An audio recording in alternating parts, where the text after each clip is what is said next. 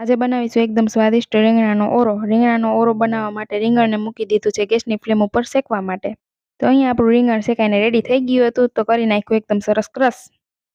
વઘાર કરી નાખશું. વઘાર માટે ગેસની ફ્લેમ ઉપર મૂકી દીધી તપેલીને તેમાં નાખી દીધું તેલ. તેલ ગરમ થવા માંડ્યું હતું તો નાખી દીધી વઘારમાં હિંગ અને ઝીણી સુધારેલી લીલી ડુંગળી. લીલી ડુંગળીને કરી લેશું મિક્સ અને થવા દેશું ફ્રાય. ઓરામાં લીલી ડુંગળીનો ટેસ્ટ બેસ્ટ આવે છે. ત્યારબાદ લસણને ખાંડી લીધું છે. નમક નાખીને એકદમ સરસ પેસ્ટ બનાવી લીધી. લસણની પેસ્ટ, હળદર પાવડર, ધાણા જીરું પાવડર, લાલ મરચું પાવડર નાખીને કરી લેશું મિક્સ. હવે નાખશું ઝીણા સુધારેલા ટમેટા. ટમેટા નાખીને કરી લેશું એકદમ સરસ મિક્સ અને ટમેટા નરમ થઈ જાય ત્યાં સુધી પાકવા દેશું. તો અહીંયા ટમેટા નરમ થઈ ગયા હતા અને મસાલો બધો જ એકદમ સરસ પાકી ગયો હતો. ત્યારબાદ ક્રશ કરેલું રીંગણું એડ કરી દેશું.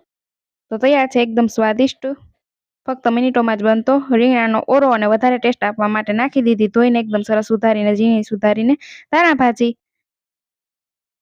કરીએ સર્વ.